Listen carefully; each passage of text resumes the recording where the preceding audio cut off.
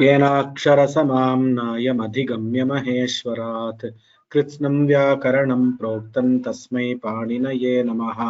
येन धौता गिरः पुंसां विमलैः शब्दवारिभिः तमश्चाज्ञानजं भिन्दन् तस्मै पाणिनये नमः। वाक्यकारं वररुचिं भाष्यकारं पतञ्जलिं पाणिनिं सूत्रकारं च प्रणतोऽस्मि मुनित्रयम्। अथ शब्दानुशासनम्। अथ माहेश्वराणि सूत्राणि अ इ उन ऋलृक् ए ओङ् ऐ औच् हय ऐ औच् लण् ऐ औच् हयवरट् लण् न्यमगणनं जभै गडदश जबगडदश ख फ छ ठ त चटतौ कपैष ससर् हल् इति माहेश्वराणि सूत्राणि। अथ अष्टाध्यायी सूत्रपाठः। चतुर्थोऽध्यायः चतुर्थः पादः। वैष्णवी अस्ति वा? आम् महोदय।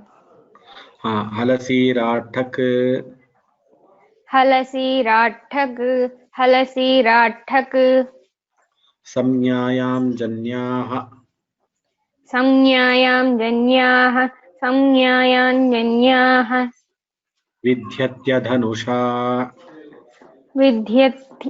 विध्यत्यधनुषा विध्यत्यधनुषा धनगणल्लब्धा धनगणल्लब्धा धनगणल्लब्धा अन्नाण्णः अन्नाण्णः अन्नाण्णः वशङ्गतः वशङ्गतः वशङ्गतः पदमस्मिन् दृश्यम् पदमस्मिन् दृश्यम् पदमस्मिन् दृश्यम् मूलमस्याबर्हि मूलमस्याबर्हि मूलमस्याबर्हि संज्ञायां धेनुष्या संज्ञायान्धेनुष्या संज्ञायान्धेनुष्या गृहपतिना संयुक्तेऽन्यः गृहपतिना संयुक्तेऽन्यः गृहपतिना संयुक्तेऽन्यः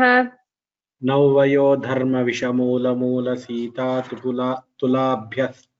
तुलाभ्यस्तार्यतुल्यप्राप्यवध्यानाम्य समसमितसम्मितेषु नौवयोद्धर्मविषमूलमूलसीता तुलाभ्यस्तार्यतु तुलाभ्यस्तार्यतुल्यप्राप्यवध्यानाप्य समसमधि समिदसम्मितश्च नौवयो धर्मविषमूलमूलसीता तुलाभ्यस्तार्यतुल्यप्राप्यवध्यानाम्य समसमितसम्मितेषु नौवयो धर्मविषमूलमूलसीता तुलाभ्यस्तार्यतुल्यप्राप्यवध्यानाम्य समसमितसम्मितेषु धर्म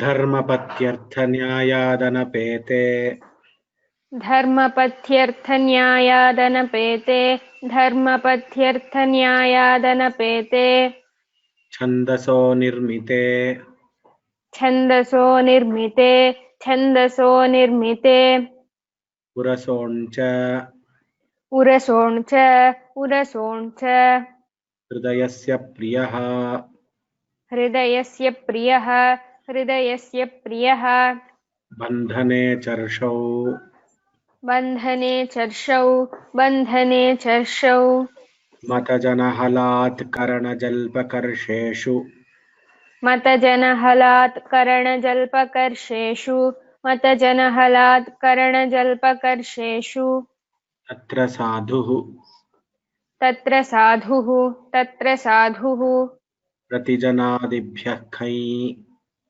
प्रतिजनादिभ्यः खञ् प्रतिजनादिभ्यः खञ् भक्ताण्णः भक्ताण्णः भक्ताण्णः परिषदोऽन्यः परिषदोऽन्यः परिषदोऽन्यः कथादिभ्यष्ठक् कथादिभ्यष्ठक् कथादिभ्यष्ठक् गुडादिभ्यष्ठञ् गुडादिभ्यष्ठं गुडादिभ्यष्ठं पथ्यतिथि वसति स्वपतेर्ढञ् पथ्यतिथि वसति स्वपतेर्ढञ् पथ्यतीति वसति स्वपतेर्ढं सभायायः सभायायः ढश्छन्दसि ढश्छन्दसि समानतीर्थे वासी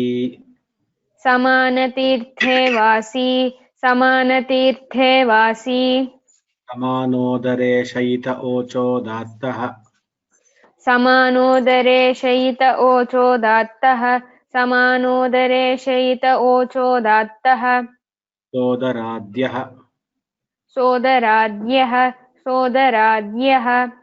भवे छन्दसि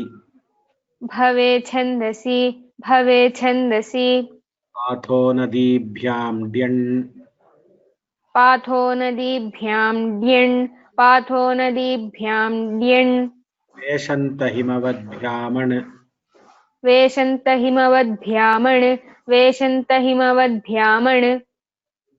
स्रोतसो विभाष्याड्यड्यौ स्रोतसो विभाषाड्यड्यौ सगर्भसयूथ सनुताद्यन् सगर्भसयूथसनुताद्यन्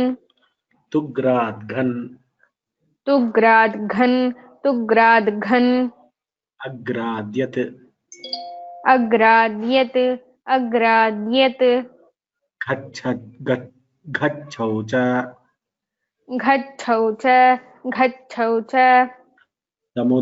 समुद्राभ्राद्घः समुद्राभ्राद्घः बर्हिषि दत्तं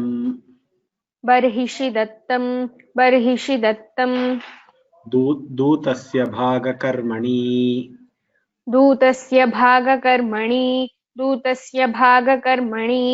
रक्षो यातूनां हननि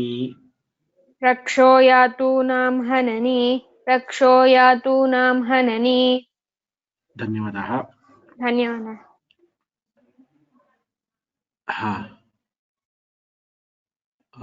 वेंकटेश्वरन गोपाल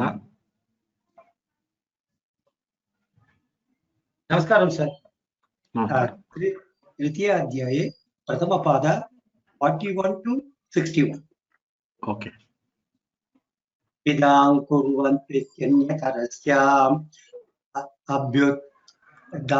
अभ्युत्सादयां प्रजनयां चिकयां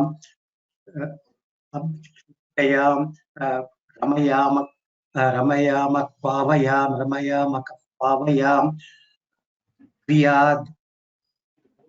क्रियाद्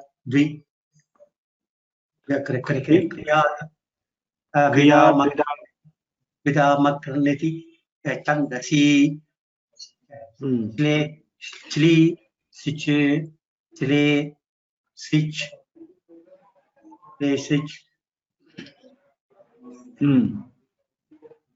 शलै कुबधा शलै शलै गुपदाद् शलै गुबधादनिटक्सः शलै गुपदादनिटक्सः श्लिषि आलिङ्गने न दृशः श्रीनिदृसृभ्य कर्तरिचं विभाषाद्वेष्वयोः गुपे छन्दसि नो नयति ध्वनयत् येन नो नयति ध्वनयत् यत्तयतिभ्यश्च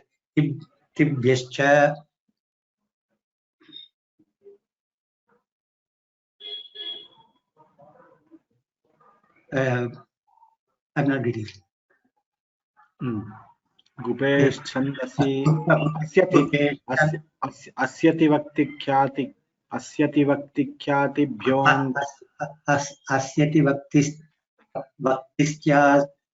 तपोंग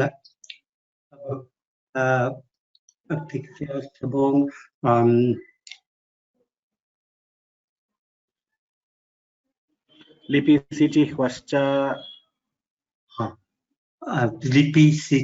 ह्वश्च लिपिसिचि ह्वश्च uh,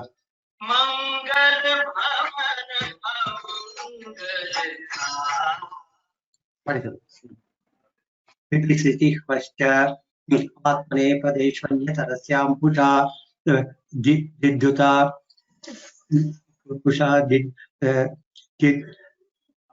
Pusha Didyuta Drili Dhita Parasmai Padeshu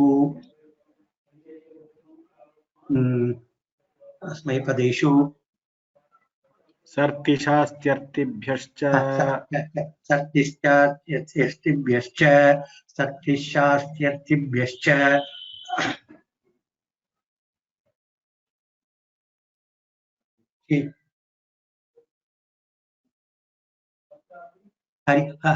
Haritova इरितो वा Iritova Jru Tanbu Jru Stambus Mrichib Tanbus Brahmo Tambu Mrichu Gluchu Flinchi Yascha कृमृद् Krumrudru Hibchandasi Chinche Padaha Deepajana Buddha Purita Ibyonya धन्यवाद सर. So one question, Venkateshwaran Gopala sir, do you have the audio of Vyoma Ashtadhyayi audio? Yes. Are you hearing that daily? Yes, but what happens is, see, after one sloka, the other sloka should strike immediately. So there, some pause is required for me to get that prompted. So that unless I practice many more times, that automatically the next one should suggest in my mind. There are two issues. There are two issues here. One is memory. One is memory, and another one is the pronunciation. The pronunciation was not very this one. Some words you are missing, and you are adding some words wherever chai is not there. You are just adding some words. All that is happening because of mixing up. So that should not happen. That means if you hear to that audio, see if you have VLC player with you. VLC player. In that VLC player, you can choose the speed at which the audio is playing, either in the computer or in the mobile. And you can reduce the speed in whatever it is playing. You can reduce the speed to -2. So if it is playing at X speed, you can reduce it to 2 times X, -2X. Like that it is there. And you can also increase the speed to 2X. If you want to hear to it fast. This option is there in VLC player. It's a freely downloadable player, open source software which you can download to see videos. There you have that option. I will just show you if you want. Even if it takes 2 minutes to show that, I'll just see if I have VLC player with me. See, this is the VLC player which I have with me. Now you see here, playback is there. Now playback audio. Okay, 1 second. Speed. I am not getting that because I have not chosen the file. Let me choose some file. Now you see here, speed. Yes. So what is that you are seeing? Faster. Yes. Normal. Below normal and slower. Slower, fine, slower. Yeah. If you take slower, fine, and slower. So if you select slower, if you select the second slower, Mahodaya. Yes, sir. First slower is little bit slower. This is very slow. Okay. then you can hear how the individual letters are also pronounced properly. Yeah. Okay, that is the level. So what I can, this is not only for Venkateshwar and Gopala, this is for everybody else in the class. This is a very good open source software. I have used this many times. So of course we use it to listen to it faster, but you can use it to listen to it slower and practice it very nicely. Anyhow it is going to go. See, when if you are cooking, if you are doing some home activity where you are doing some, you are engaged. Some people are working in software and other companies. They can still do their work, coding and other things. And here to Ashtadhyayi, that also can happen. However, if you want to really memorize, and this one, the close attention has to be given to the words and pronunciation. First time definitely you cannot do some work and listen. First time it will not work. To revise, speaker, whatever the speaker here shows, if we put on that pronunciation by the particular person who is repeating this, that I am able to hear, I am able to repeat. The problem with me is I am not talking about the 1 minute, sir. I am not. Please listen to me carefully. I am not talking about the product in the website. I am asking you. You have the product to be bought. Ashtadhyayi product. Have you purchased the Ashtadhyayi product done by Vyoma? Which is downloadable version, which can be ported into the mobile or into the web or computer and practiced for practice. Please write a mail to support@vyomalabs.com and buy this product. And I have purchased already. And you export this into mobile. You export into all devices that all of you are going to use. And then if you want slower, if you go for the slow speed. If you want medium speed, you go for the medium speed. If you want faster, for people who want to revise faster, you go for the 2x speed into 2x. You just want to revise Prathamadhyaya, Dvitiya, just it will go very faster. But that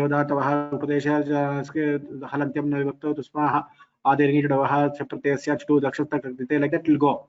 But you will understand and only the audio will be playing. Nobody else can understand. But still you can revise. You can get that and revise. Use these features and try to do it. Okay. This is one thing. This is memory. The second one is the pronunciation. If you cannot get the words right and get the this one, and you add some words and all, that should not happen. Ashtadhyayi is supposed, you cannot add one letter without Panini's permission. Panini is not there. He is with Bhagavan. So we are nobody in this world is permitted to add even one letter in Ashtadhyayi. It is like Veda. You can't add one letter also. Cannot delete one letter also without permission of Panini, Patanjali, and the Vyakhyana Kartas. Very, very careful. We have to be. That is what I'm trying to tell. In trying to memorize, your concentration and focus is on memorization. Suddenly you lose sight of the words. So it is like when we are learning the car driving for the first time. We are in India. We don't have automatic cars. We have, but not everybody is using automatic cars like in the US. But in India, what we do, we will have clutch, brake, steering. Then you have to adjust the mirror. You have to see back and everything you have to do at a time when you learn the car. No. So that time when you are actually doing the clutch, you forget to apply the brake by the other thing. You forget that you have to change the gears when you have to change the sensor. You forget that the indicator has to be put if you take a right turn. So all these things happen. It is just like that only. We should not forget that we are going to. There are different aspects to this learning. It is like driving the car on your own or swimming on your own. So when you are listening, you have to listen. You have to take the memory and sequence, and then try to get the words right, get the split right, get the speed right, get the raga right. So many things are there, which we have to practice, and it comes only by practice. And only after you hear from the class, you will be able to follow the audio. See, only following the audio is also a good suggestion. But if you hear in the class, you will be more equipped to listen to the audio, and you can practice it. This is my suggestion to everybody to speeden up your memorization process. This was not only for Venkateshwar and Gopala, it was for everybody. Just I want to mention one thing. I have no difficulty in this Parayana. I can pronounce properly, I can read out. But the memorization and then getting it one after the other is what is the proving it as a some stumbling block. But then it has to be constantly practiced to get that. More practice is. I understand it is out of the comfort zone of all of you. I understand this fully, that it is out of the comfort zone for all of you to memorize this, even for youngsters. But we have to cross this barrier. That is my sincere request. By Bhagavan's grace, we will cross this barrier. This is see, if I tell to do Parayanam, everybody are experts. Tomorrow, all of you can teach Ashtadhyayi. The 33 students in this class, all of you know how to read. I don't need to mention anybody's name, no exception, with no exceptions. Everybody can teach Ashtadhyayi now. Seeing my website, you all have the capacity to do it, but that is not the intention. We have to cross some other barrier. That is what we are trying to do. Okay. Dhanyawada, sir. Thank you for all your support and patience. See, all the elders here in the group, I know that you know what I am telling. I am just repeating. You think that it is just, it doesn't, whatever I am telling, it doesn't, it is not rocket science. It is not the rocket science which Shashi Gowda is handling in ISRO, in NASA state. She is attending the classes regularly now. I'm very happy. So she is dealing with different things in NASA, but it is not that are in ISRO, wherever she is working. It is not that rocket science here. But what you all know this, what I am telling, but you are patiently hearing my words. For that itself, I should salute you and prostrate you. You are hearing to this.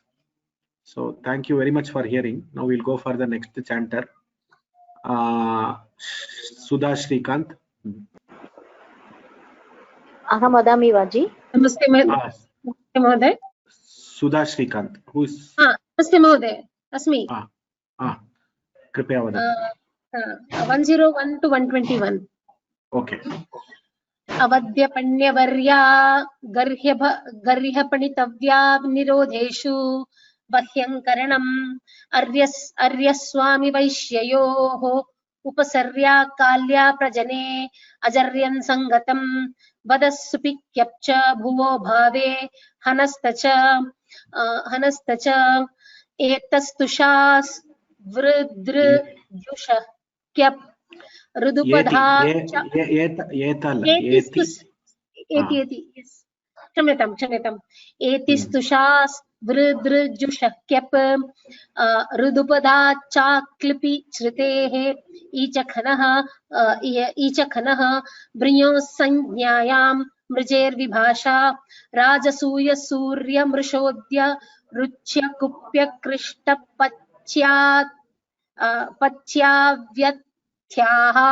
पच्याव्यथ्याः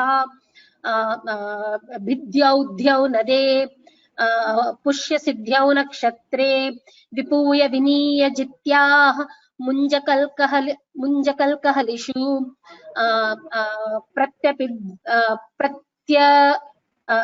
प्रत्यपिभ्यां गृहेश्छन्दसि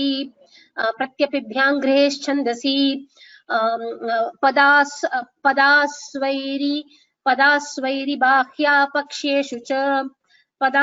बाह्यापक्षेषु च विभाषा कृवृषोः युग्यञ्च पत्रे. क्षम्यतां, किञ्चित् अस्तव्यस्त जातम्. अस्तु सम्यक् उक्तम्. इदानीं विहान् and प्रगुन्. विहान् वा प्रगुन् वा? Sir, Vihan vadati. Vihan vadati. What he told. अस्तु.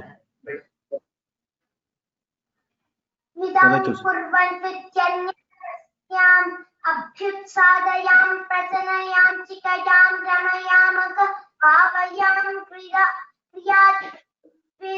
क्रियाद्विदाम प्रणितिच्छन्दसि स्लिलुङ्गी स्ले सिच शलैगुपदा धन्यटक्षः श्लिष आलिङ्गने न दृशः निःश्रीतृभ्यां कर्तरिचं विभाषाधेभ्यो उपैश्छन्दसि नयत्येनयद्धयतिभ्यः अस्यति वक्तिख्यातिभ्योऽङ् लिपिसिति वश्च आत्मनेपदेशून्यतरस्याम् उषादिद्युदाद्युलृदितः परस्मैपदेषु।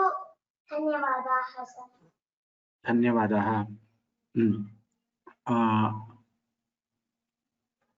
परांकुश नंबी राघव सुंदरा स्वामी கேக்குறதா स्वामी சொல்லு 40 ல 60 स्वामी சொல்லுப்பா विदां कुर्वन्त्वित्यन्यतरस्याम् अभ्युत्सादयां प्रजनयां चिकयां रमयामकः पावयां क्रियाद्विदामक्रन्निति छन्दसि श्लीलुङि श्लेयसिच शल इगुपधादनिटः खसः शल इगुपधादनिटक्सः शिश आलिङ्गने न दृशः निश्रिद्रुस्रुभ्यः அந்த ஷல இகுபதாத் அனிட்டः உனக்கு தெரியும் ஆனாலும் அனிட்டः பாதி விசர்க்கம் சொல்லணும் இல்லையா शल इगुपधादनिटः सः श्लिष आलिङ्गने न दृशः निःश्रिद्रुस्रुभ्यः कर्तरिचं विभाषाधेक्ष्व्योः गुफेश्छन्दसि नो नयति ध्वनयत्येलयत्यर्दयतिभ्यः अस्यति वक्तिख्यातिभ्योऽङ् लिपिसि चिह्वश्च आत्मनेपदेष्वन्यतरस्याम् कुशादिद्युताद्युदितः परस्मैपदेषु सर्तिशास्त्यर्तिभ्यश्च इरितो वा जृस्तम्भुं रुचुं लुचुग्लुचुग्लुचुग् ग्लुञ्चुष्विभ्यश्च कृमृद्ररुहिभ्यश्चन्दसि चिन्ते पदः। उत्तमम् उत्तमम् उत्तमम् नंबर परांकुश नंबर சொல்றா சேமா 41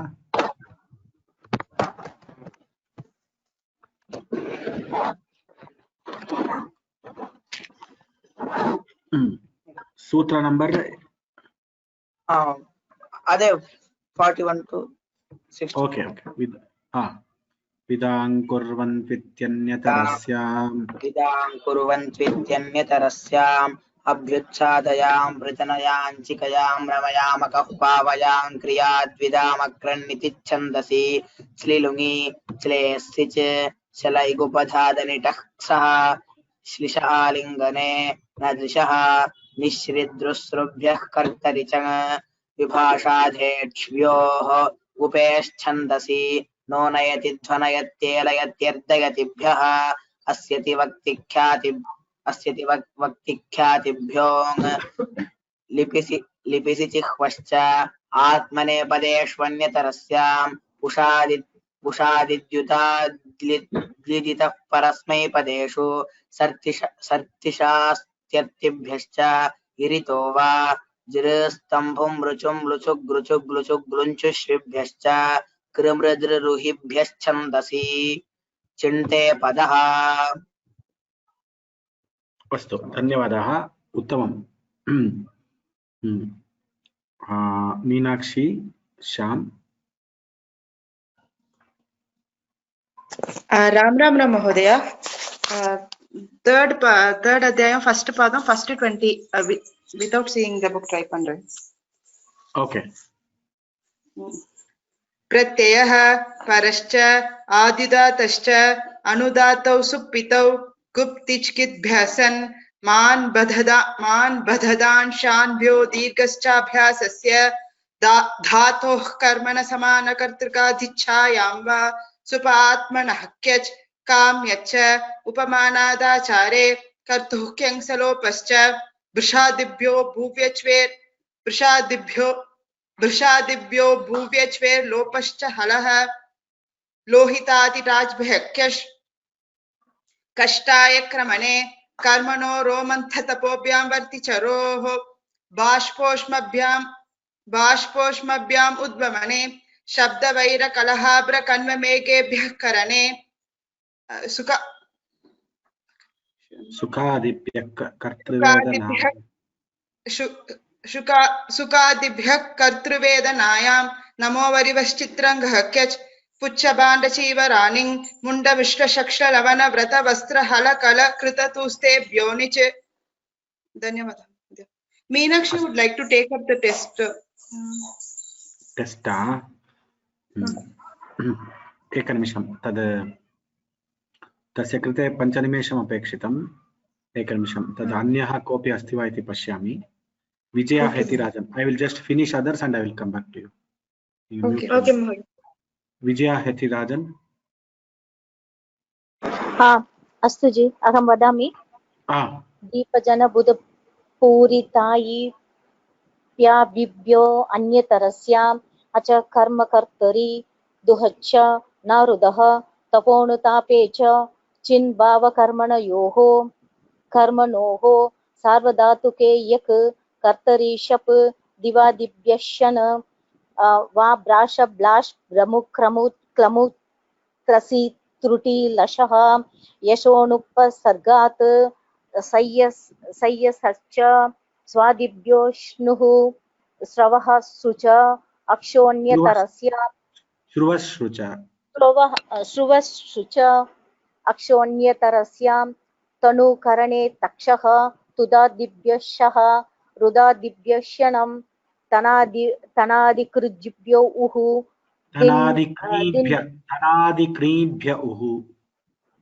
तनादिक्रीभ्यो उः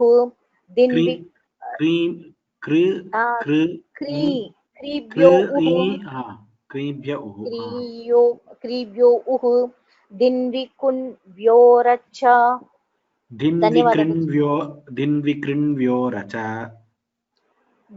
दिन्विकृन्व्योरच व्योरच. रूपसुधा भगिनी.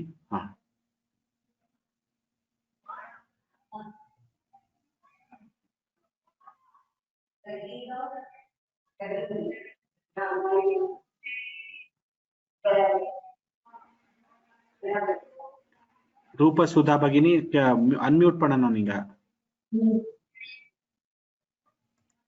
நமஸ்தே மகோதய. தேர்ட் பாதத்துல திருத்தியோத்தியாயத்துல முதல் பாதத்துல 101ல இருந்து 140க்கு மேல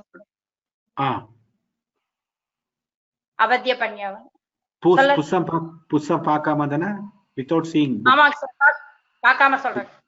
without seeing, yes. எப்ப சொல்ல சாண்டிங் பண்ணாலும் பார்க்காம தான் சொல்றேங்க சார். ஓகே சொல்றேங்க சார். அவத்திய பன்ய வர்யாகர்ஹ்ய பணிதவ்யா நிரோதேஷு வஹ்யங்கரணம் अय्यस्वामी वैश्ययोः उपसर्या काल्या प्रजने अजयं संगतं वतसुपि क्यप्च भुवो भावे हनस्तत एतिस्तुषास् वृ दृ जुषक्यप ऋदुपदाच्चा क्लिपि तृचेः ईच खनः भृञो संज्ञायां मृजेर्विभाषा राजसूय सूर्य मृषोद्य रुच्य कुप्य कृष्ट पश्चाव्यत्याः विद्योद्यौ नदे पुष्य सिद्ध्यौ नक्षत्रे विपूय विनीय जित्या मुञ्जकल्कहलिषु प्रत्यपिभ्यां गृहेश्छन्दसि पदास्वैरि बाह्या पक्षेषु च विभाषा कृवृषोः युग्यञ्च पत्रे छन्दसि अमावास्य धन्यतरस्यां छन्दसि निष्ठर्क्य देवहूय प्रणीयो नीयोच्छिष्य मर्यस्तर्याध्वर्य कन्यकान्य देव यज्ञापूज्य प्रतिशीव्य ब्रह्म वा. Did you mute it and unmute yourself? Rupasudha Bhagini, suddenly it got muted. Please unmute. Rupasudha Bhagini. श्रूयते वा? समूह्याः चित्याग्नि चित्ये च नुल्त्रिचौ इगु नन्दिग्रही पचादिभ्यो न्युनिन्य च.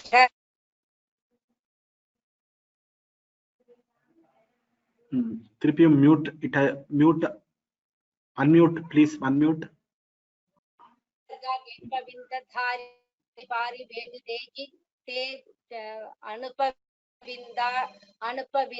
अनुपसर्गात् लिम्पविन्दधारि पारि वेद्युजेर् देजि चेति साधि साहिभ्यश्च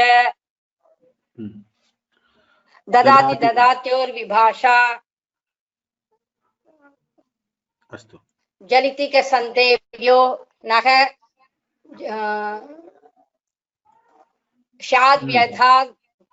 स्याद्व्यधास्र संस्रवति नव सावहृलिह श्लिष स्वशश्च दुन्योरनुपसर्गात् அது வரைக்கும் विभाष ओके धन्यवादः इशू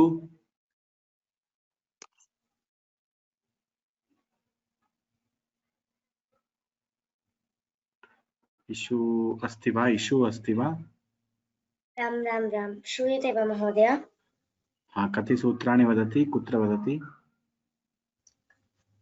61 to 100 वदतु दीपजनबुधपूरिताइप्याइभ्योऽन्यतरस्याम् अचः कर्मकर्तरि दुहश्च न रुधः तपोनुतापे च चिन्भावकर्मणोः सार्वधातुके यक कर्तरिषप दिवादिभ्यश्यन् वाभ्राशभ्लाशभ्रमुक्रमुक्लमुत्रसि त्रुटिलशः यसोऽनुपसर्गात् संयसश्च स्वादिभ्यश्नुः श्रुवश्च अक्षोऽन्यतरस्यां तनूकरणे तक्षः तुदादिभ्यश्शः रुदादिभ्यश्नं तनादिक्रीभ्य उः धिन्विकृण्योरच क्रियादिभ्यश्ना स्तन्भुस्तुन्भुस्कन्भुस्कुन्भुस्कुञ्भ्यश्नुश्च हलश्नश्चानुच्छौ छन्दसि शाय जपि व्यत्ययो बहुलं लिङ्या शिष्यं कर्मवत् कर्मणा तुल्यक्रियः तपस्तपः कर्म कस्यैव न दुःखस्नुनमायक्षिणौ कुशिरजोः प्राचांशन् परस्मैपदञ्च धातोः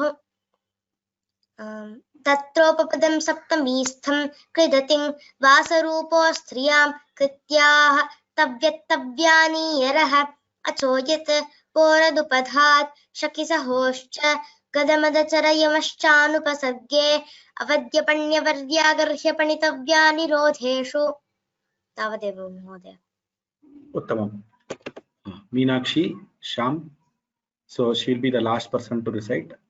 She will recite the full pada. It will be a full revision for us. Meenakshi Bhagini. प्रत्ययः परश्च आद्युदात्तश्च अनुदात्तौ सुप्पितौ गुप्तिचिकिभ्यः सन् मान् बधदांशान्भ्यो दीर्घश्चाभ्यासस्य धातोः कर्मणः समानकर्तृकारिच्छायां वा सुप आत्मनः क्यच काम्यच्च उपमानादाचारे कर्तुः क्यंसलोपश्च भृशादिभ्यो भूव्यच्वेर्लोपश्च हलः लोहितादिदाज्भ्यः क्यश कष्टाय क्रमणे कर्मणो रोमन्थतपोभ्यां वर्तिचरोः बाष्पोष्मभ्याम् उद्वमने शब्दवैरकलहाभ्रकण्वमेघेभ्यः करणे सुखादिभ्यः कर्तृवेदनायां नमो वरिवश्चित्रङ्गः क्यच पुच्छभाण्डचीवराण्णिङ् मुण्डमिश्र श्लक्ष्णलवणव्रतवस्त्रहलकलकृत तूष्टेभ्यो णिच धातोरेकाचोहलाधेः क्रिया समभिहारे यं नित्यं कौटिल्ये गतौ लुपसदचर जप जभदः दशगृभ्यो हावगर्हायां सत्यापपाशरूपवीणातूलश्लोकसेनालोम त्वचवर्मवर्णचूर्णचुरादिभ्यो णिच हेतुमकि च कण्वादिभ्यो यक कुपूधूपविच्चिपणिपनिभ्य आयः ऋतेरीयं कमेणिं आयादय आर्धधातुके वा सनाद्यन्ता धातवः शताशीलृतोः सिब्बहुलं लेटि कास्प्रत्ययादाममन्त्रे लिटि इजादेश्च गुरुमतो नृच्छः दयायासश्च उषवितचाग्रभ्योऽन्यतरस्यां भीह्रिभृहुवां श्रुवच्च कृञ्चानुप्रयुज्यते लिटि विदां कुर्वन्त्वित्यन्यतरस्याम् अभ्युच्चाटयां प्रजनयां चिकयां रमयामकः पावयां क्रियाद्विदामक्रन्निति छन्दसि श्लीलुङ्गी श्लेष्य शलय उपधातनि तक्सः श्लिष आलिङ्गने न दृशः नि श्रीदृसृभ्यः कर्तरि चङ् विभाषाथेष्व्योः उपेश्छन्दसि नोनयति ध्वनयत्येलयत्यर्दयतिभ्यः अस्यति वक्तिख्यातिभ्यों लिपिशिचिह्वश्च आत्मनेपदेष्वन्यतरस्याम् उषादिद्युतादितः परस्मैपदेषु सर्तिशास्त्यर्तिभ्यश्च इरितो वा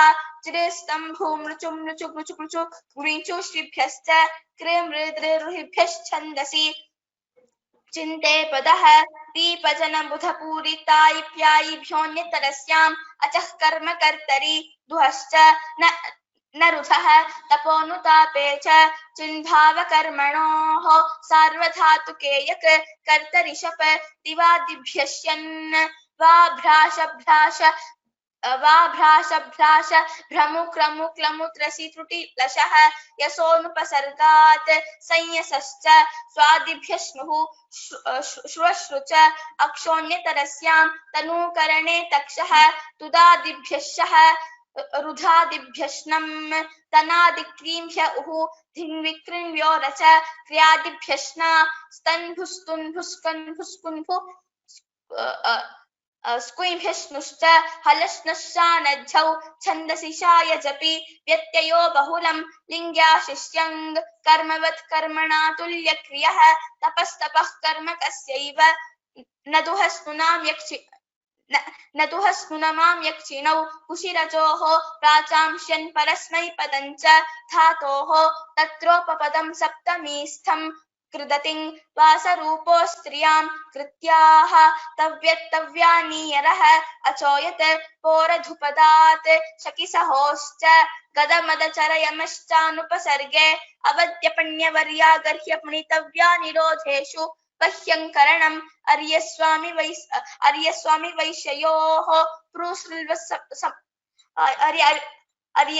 वैश्ययोः उपसर्या काल्या प्रजने अचर्यं संगतं वदस्सुपिक्यप्च भुवो भावे हनस्त च एतिस्तूषा स्मृदृजुषह्यप ऋतुपदाच्चाक्लिपिश्रुतेः ईचखनः भ्रियो संज्ञायां नृजेर्विभाषा राजसूय सूर्यमृषोद्यरुच्य कुप्यकृष्ट तच्या व्यथ्याः विद्योद्यौ नदे पुष्यसिद्ध्यौ नक्षत्रे विपूय विनीय चित्या मुञ्चकल्कहलिषु प्रत्यपिभ्यां ग्रहेः पदा स्वैरिबाह्या पक्षेषु च विभाषा कृवृषोः युग्यं च पत्रे अमावस्यदन्यतरस्यां छन्दसि निष्तर्क्य देवहूय प्रणीयोन्नीयोच्छिष्यमर्यस्तर्याध्वर्य खन्यखान्यदेव यज्ञा पृच्छ्य प्रतिशीव्य ब्रह्मवाद्य भाव्यस्ताव्यो पचाय्य प्रडानि अर्हलोर्मित ओरावश्यके आसुयुवपिरपि लपित्रपि चमश्च आनाय्यो नित्ये प्रणाय्यो सम्मतौ बाह्य सानाय्य निकाय्य धाय्यामानः विर्निवास सामिधेनीषु क्रतौ कुण्डपाय्य सञ्चाय्यौ अग्नौ परिचाय्योपचाय्य समूह्याः चित्याग्निचित्ये च नुल्तृचौ नन्दिग्रहिपचादिभ्यो न्युनिन्यचः उपधन्या प्रीकिरः कः आतश्चोपसर्गे पाघ्रात्माधे दृशः अनुपसर्गाल्लिम्पविन्दधारि पारिवेद्युदेचि चेति साति साहिभ्यश्च ददाति दधात्योर्विभाषा ज्वलिति कसन्तेभ्योऽणः स्याद्व्यधासृसंसृवति नवसा बहृलिह श्वसश्च दुन्योरनुपसर्गे विभाषा ग्रहः गेहेकः शिल्पिनीष्वन् गस्थकन् न्युक्च हष्टव्रीहिकालयोः प्रोसृल्वसमभिहारेवुन् आशिषि च प्रत्ययो मुण्डविदान् दीपजनक्रियादिभ्यो वद्य युग्यं च स्याद्व्यधदश. धन्यवादाः. Let us all give her a good clap. Very nicely said. So first was Sumati, second was I think Kalyani, third is Meenakshi, I think. Kalyani, I think she finished, right? I don't know, she's left the class, I think. Okay, now Meenakshi, this pratyatibhyam grahes chandasi. Okay, sir. In my book it had written wrong. That धन्यवादः. மீனாட்சி மம நமஸ்காரக. நீண்ட காலம் நல்லா வாழணும், அவ இதே மாதிரி நிறைய சாதிக்கணும். Vijaya Hetirajan. Okay, so Vijaya Hetirajan is sending her blessings to you, Meenakshi. Okay, धन्यवादः. We will close the class here. स्वस्ति प्रजाभ्यः परिपालयन्तां न्यायेन मार्गेण महीं महिषाः गोब्राह्मणेभ्यः शुभमस्तु नित्यं लोकाः समस्ताः सुखिनो भवन्तु. Ram Ram Ram. We will meet on Monday. धन्यवादः. धन्यवादः. धन्यवादः. राम राम राम.